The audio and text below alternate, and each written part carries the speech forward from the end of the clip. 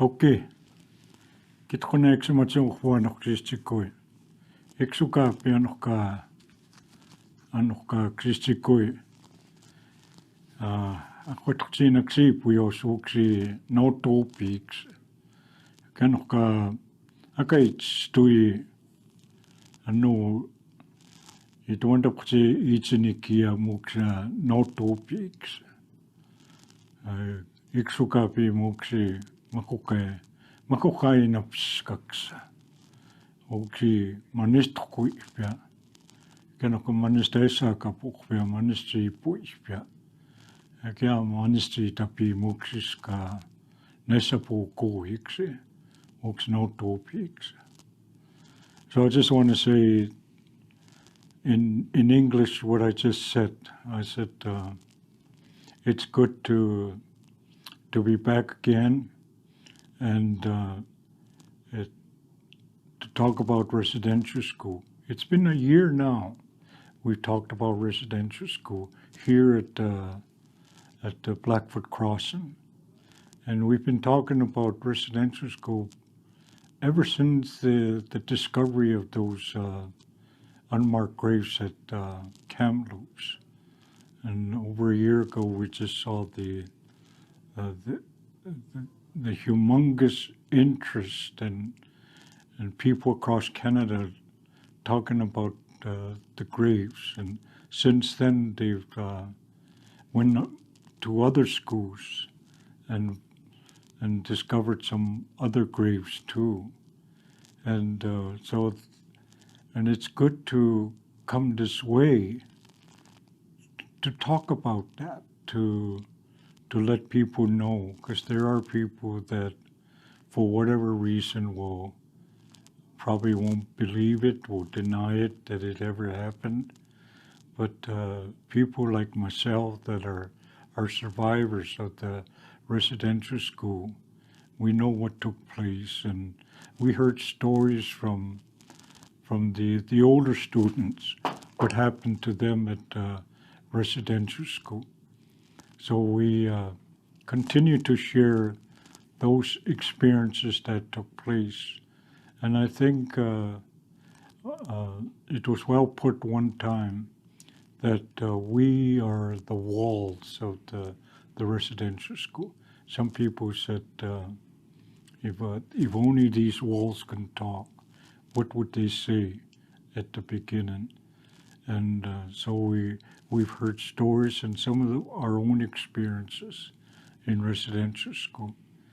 So we've been talking about that, and especially when I myself went to get interviewed years ago about my experience with the lawyers and the federal department and so forth, and those people that were traveling all over the country about residential school.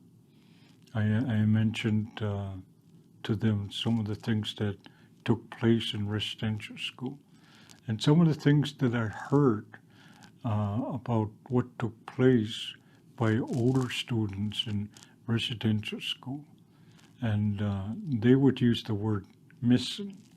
They would, in our language, we say, nesai nakuin. That means they went missing.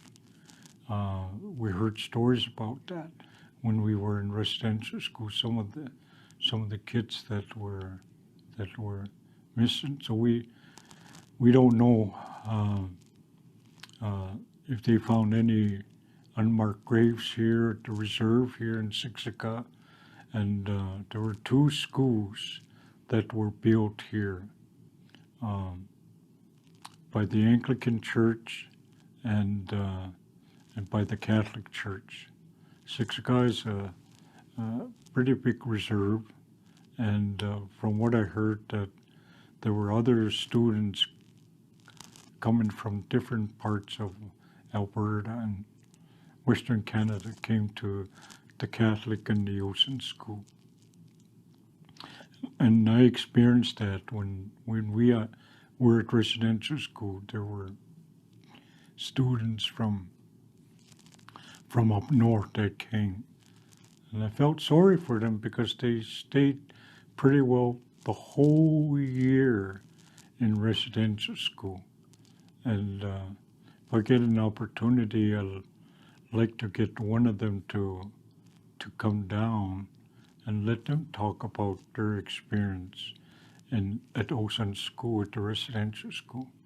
And I think one is still alive, and if I can get a hold of him, I'll have him come down and share his story about residential school here at Ocean School. And the others, I don't know if they're still around.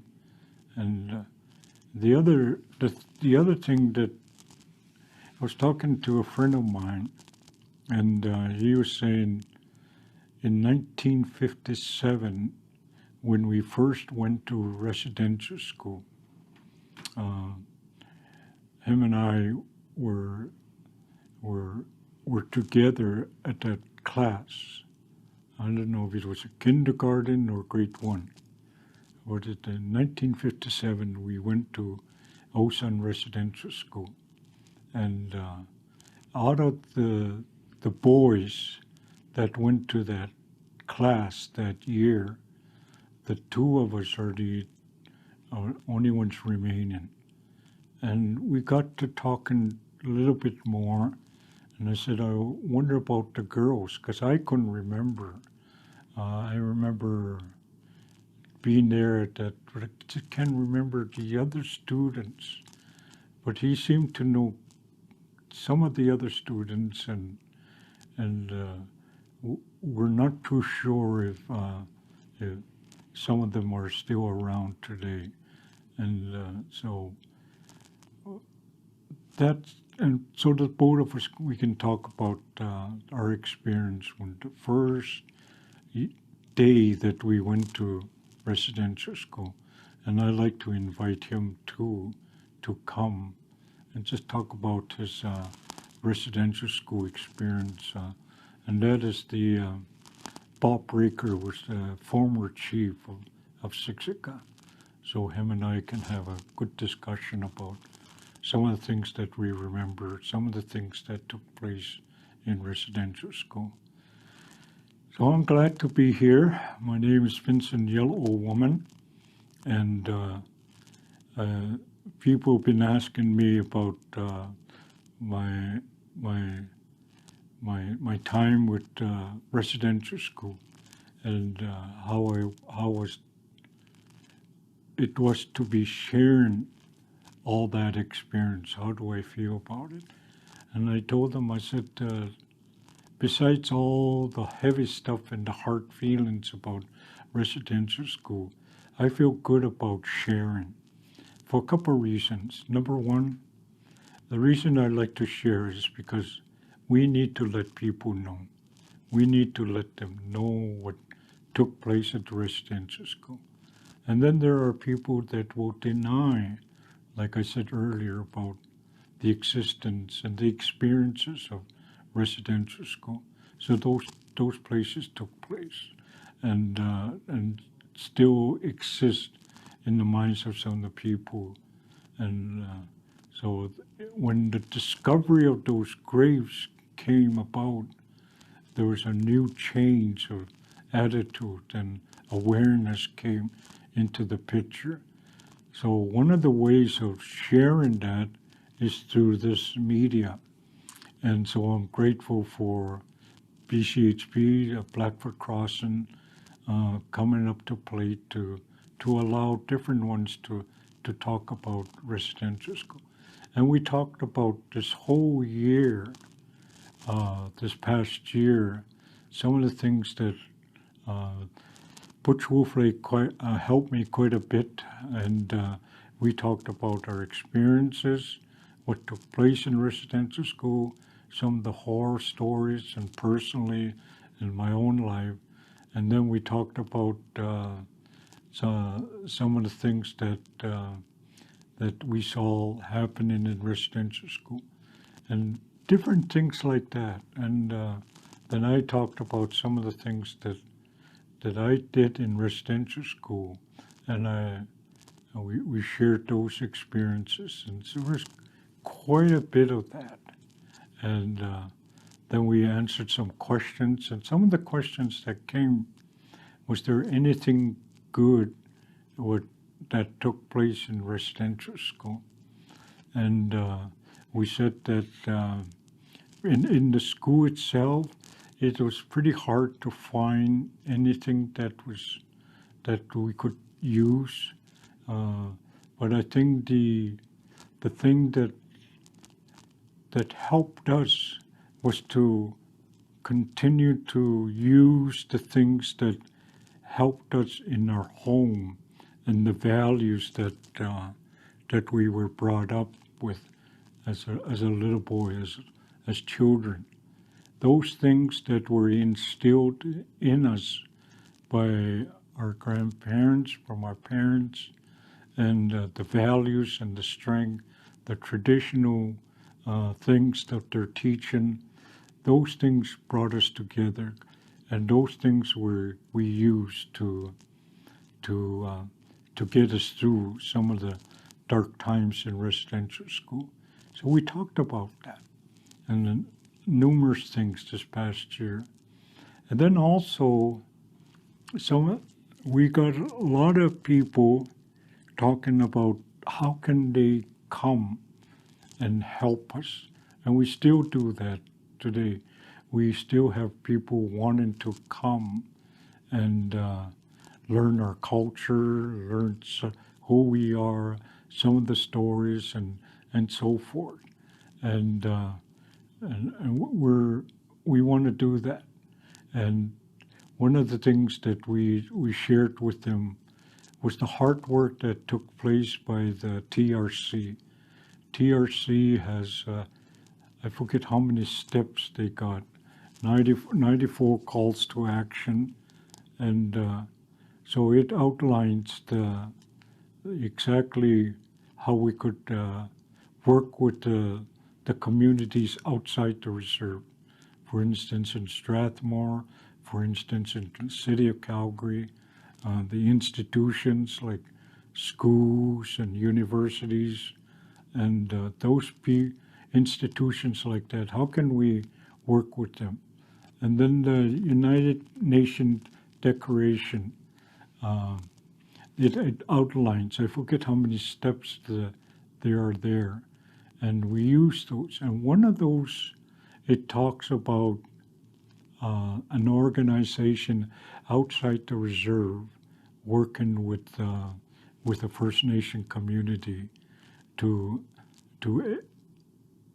help them, educate them, help them understand who we are, and help them to know our history and who we are, some of the values, and so on. And so we talked about that this past year. What we did was this past year here in Siksika, and that's what I could talk about. That's what I know, and I hear some other stuff in other First Nations. In Siksika, we've the health department in Siksika, the nation here in Siksika, the leadership here in Siksika, have worked with outside organizations, and one of those is the Hitman organization, a hockey club, the foundation, the organization, and they've been working with them for a few years now, and that organization wanted to work with Siksika, and they found out something that was in common. What was that area that was common to Siksika, and what was that thing that was common to the Hitman organization? And that was hockey, playing hockey. So we have something in common, and as a result of that, they started working together, and it's been very good. It's been exciting to see that grow, and I saw Siksika on TV and doing a number of things with the Hitman organization, and there was, I don't forget how many dancers went up to a Hitman game and it was called the Every Child Matters Orange Shirt Day for the Hitman organization. So everything had to do with residential school, and they invited the founder of the Orange Shirt Day, and she came from Williams Lake area and spoke to the Hitman organization, and so that organization went beyond and knowing our culture, embracing who we are, and helping and promoting some of the awareness about residential school and our culture and so forth. And it was nice to see that. It was when you were there, you saw the dancers involved at what they call the opening face-off, the where they have all the dignitaries come on the ice. So we had our drummers and our singers, dancers participating at that face-off, that opening. So we saw that it was good. And then during the period breaks, we saw the dancers coming down those aisles and dancing. So the Hitman organization went far and beyond, doing what they can to promote Siksika First Nation communities in southern Alberta. And they set aside one concession stand where we sold the authentic food of Siksika. So we sold that to the people that went to the hockey game. The other thing that the Hitman organization, and I was one of them, there was me, Butch Wolf Lake, and Eldon Wieselchild. We went way up in the media booth where their radio and TV announcers sit, and so they gave us a booth, and we were able to broadcast the Hitman organization, Hitman Hockey Club playing hockey that day in Blackfoot. And one of the reasons behind that was they wanted to encourage us to speak our language. Remember, in residential school, they wanted to tell us not to talk about use our language and so forth. And the Hitman organization went far and beyond to allow us to use one of their booths to call the hockey game play-by-play in Blackfoot. So that was very unique, and so we had people coming, helping us out, and the Hitman and others, that organization with the wrestler Stu Hart have come down to the reserve, and with their contacts and so forth, we're able to work with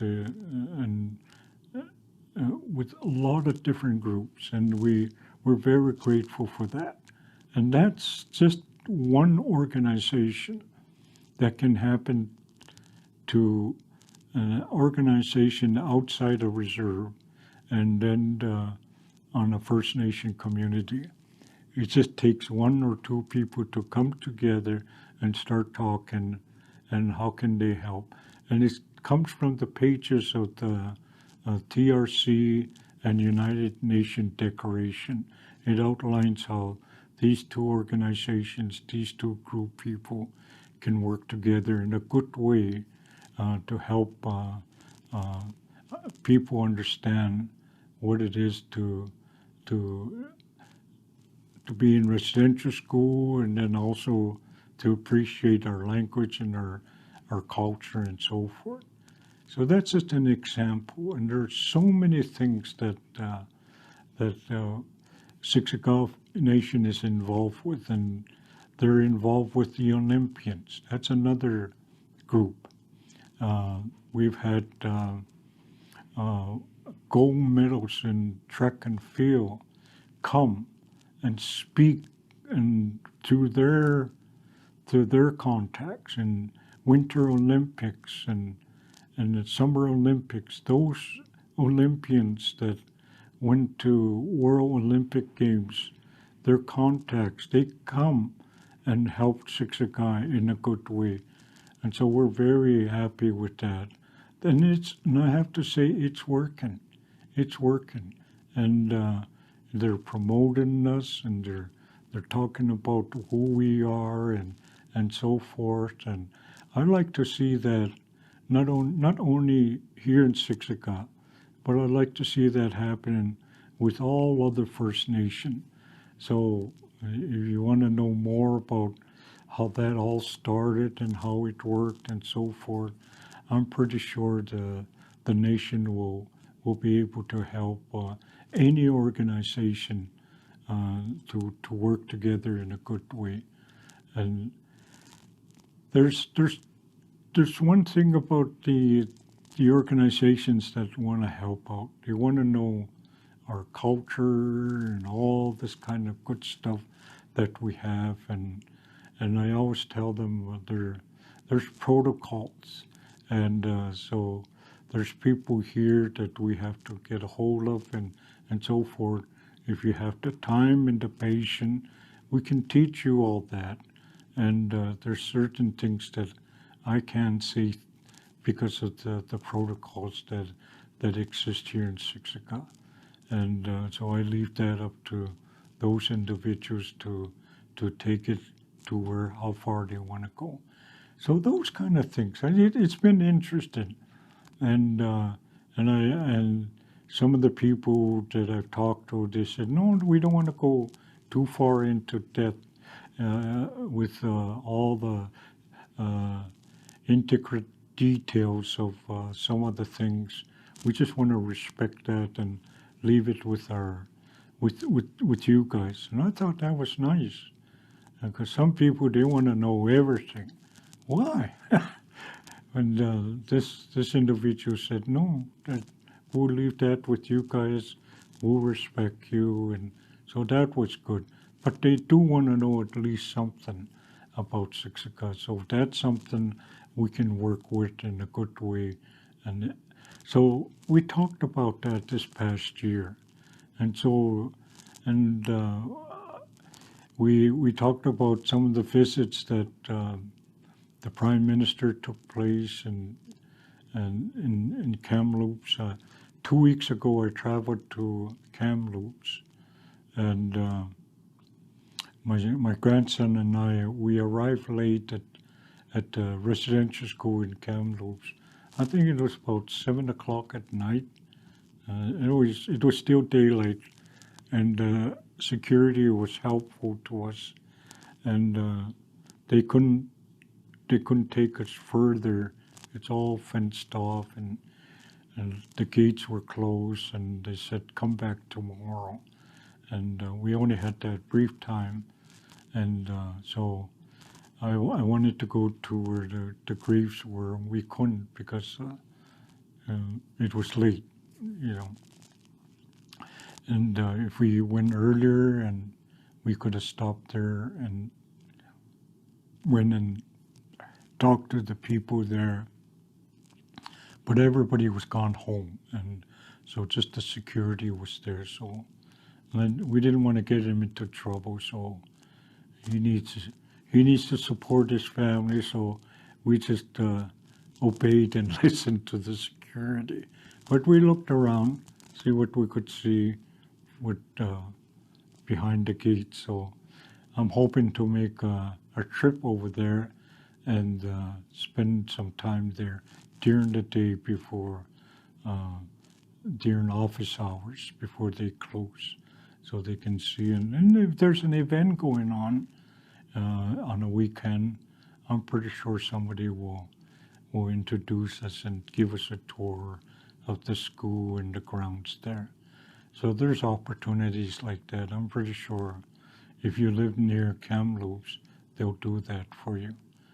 So we talked about that, the experiences of residential school and those unmarked graves and so forth, how it really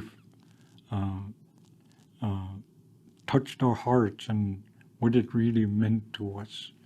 and thinking about those children, and we continue to hear stories of those things, and so those things we need to share.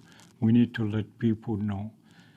And so this past year, we touched on that, and we talked about what is the plan this year. Uh, the Pope is coming this summer, and some people were saying we need an apology from the Pope. So there was a delegation of chiefs and dignitaries and we talked about that. They went to Rome, they went to the Vatican, they met with the Pope, and the apology was given there. And then they said, we want him to come to Canada, talk to the survivors and so forth. So that's going to happen. So next time we come together, we can talk about the Pope's visit in Canada and how the survivors. So I'm hearing that there's going to be quite a few people with. We understand that he's going to Lake St. Anne, and I don't know his full schedule, and but that's the rumor that I heard, that he was going to Lake St. Anne. So we'll hear more about it. I know there's quite a few from Siksika that go up there every summer to Lake St. Anne. So I'm sure we'll hear stories about that. So maybe we'll get somebody that went to Lake St. Anne come and let him or her talk to you about their personal experience, what took place when the Pope was there. So just in a brief summary, just a recap of what we talked about this past year, and I know that I missed some things that took place this past year, talking to people on camera. And we had the founder of Orange Shirt Day come, and Phyllis Webstad was here. She talked about her experience at residential school and how she started the movement of Orange Shirt Day. And that was one of the highlights. And so it was very powerful, and we understand she might be coming back again. So if she comes back, we're going to invite her back here to talk to you people again about Orange Shirt Day and her experience. And we just had a short time with her. We didn't have a lot of time with her. So we do want to spend a bit of time with her so she can tell her a longer version of her experience in residential school. So I'm looking forward to that. And then the other things, we had different people come and teach us about different things that, for instance, the discovery, what does that mean? Doctrine of discovery, what does that mean? It's a word. So we had Dr. Andrew Barrow come in and teach us about that, what that meant, and so forth. So we're trying to educate people, help people to understand some of those articles, and we'll revisit those articles, the Truth and Reconciliation, all those calls to action, the United Nations Declaration, and those articles that are outlined there. And some of the things like the Doctrine of Discovery, the third one, and others, we can talk about those later too. So with that, I just want to thank you again for joining us, and just want to encourage you and have a good week, and look forward to you again when we meet again. Thank you.